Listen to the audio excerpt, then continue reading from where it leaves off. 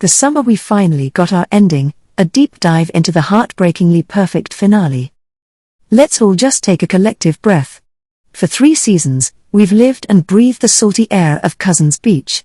We felt the sting of first heartbreaks, the warmth of summer bonfires, and the earth-shattering confusion of a girl torn between 2 brothers who represented 2 completely different kinds of love.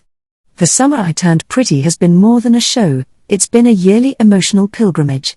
And after a season of tangled feelings and devastating choices, the finale finally delivered the resolution our hearts have been aching for. It was a masterpiece of emotional storytelling, a cathartic release that was equal parts gut-wrenching and soul-soothing, and it gave Belly and Conrad the beginning they, and we, so desperately deserved. The final episode didn't just tie up loose ends, it ripped them apart and rewove them into something stronger. It was a love letter to the fans who have passionately debated Team Conrad versus Team Jeremiah, who have cried through every misunderstanding, and who have held onto the invisible string connecting Belly and Conrad since that very first summer. Jenny Han didn't just give us an ending, she gave us a homecoming.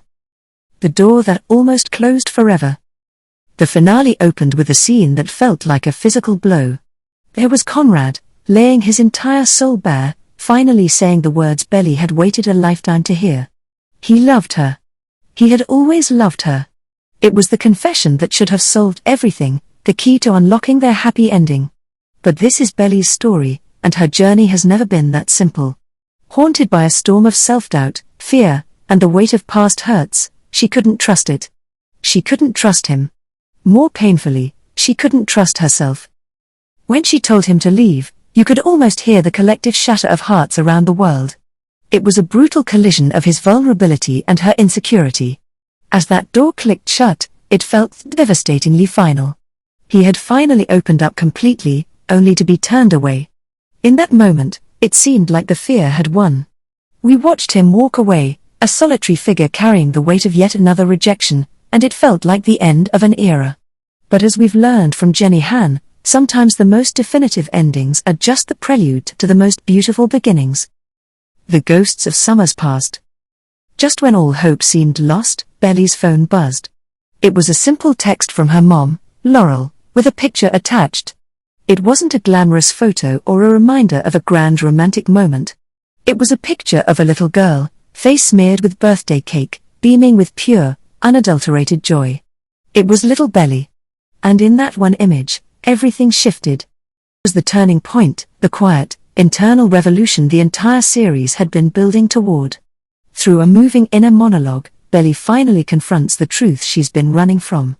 She admits she has spent so many years trying to become someone else, the pretty girl, the grown-up girl, the girl worthy of being loved. She was so focused on proving how much she had changed that she forgot the magic of the girl she had always been. The girl who loved freely, felt deeply, and wasn't afraid to have cake on her face. It was a powerful, relatable moment of self-acceptance. She didn't need to become a new person, she just needed to come home to herself. This wave of clarity was immediately followed by another. Her gaze fell upon 2 silent witnesses to her and Conrad's story, sitting in her room. First, Junior Mint, the goofy white stuffed polar bear Conrad won for her at the boardwalk all those years ago.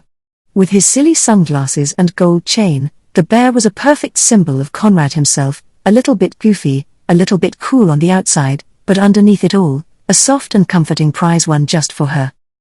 Then, her eyes landed on the delicate silver chain around her neck, the infinity necklace. It was never just a piece of jewelry. It was a promise. A quiet, unwavering symbol of Conrad's belief in their forever, even when he couldn't say the words. In that moment, these 2 objects weren't just things, they were anchors.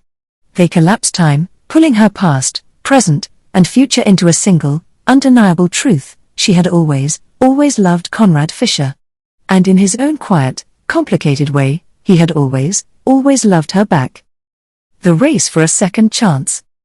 Realization is one thing, acting on it is another. With the truth finally settled in her heart, a new enemy emerged: time. Conrad was already on his way to the train station, walking out of her life, possibly for good. What followed was a frantic, heart-pounding race against the clock that had us all on the edge of our seats. Belly ran. She didn't hesitate, she didn't second guess. She just ran, propelled by years of unspoken feelings that were finally demanding to be heard. When she burst onto the train platform, the sight that greeted her was both heartbreaking and beautiful. There was Conrad, sitting alone, the stoic, guarded boy we knew, completely broken. Tears were streaming down his face, a rare and devastating glimpse into the depth of his pain. He wasn't just sad, he was shattered. And in his shattering, Belly saw the truth of his love more clearly than ever. The reunion that followed was the payoff we had waited 3 seasons for. There were no grand, flowery speeches. There was no more hesitation. It was simple, raw, and stripped of all the games and miscommunications that had plagued them. She breathed, the words tumbling out with all the certainty she now felt. He looked up, his face a canvas of disbelief and hope. I want you, too. And that was it. That was everything. In those 6 simple words, they finally chose each other, freely and completely. A new summer, a new promise. In true Jenny Han fashion, the story didn't end on the train. Belly's familiar narration carried us forward, painting a picture of their future.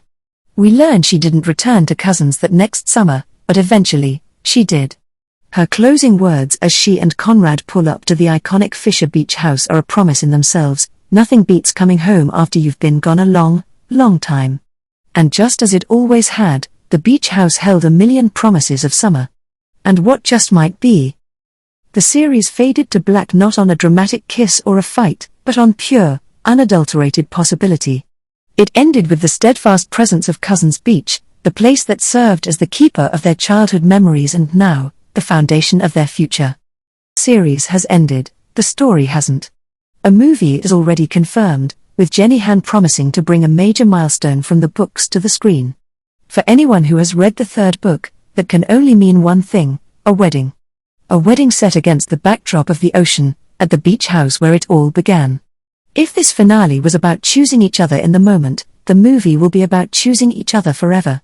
The beach house still has more summers in it, and it seems, so do we.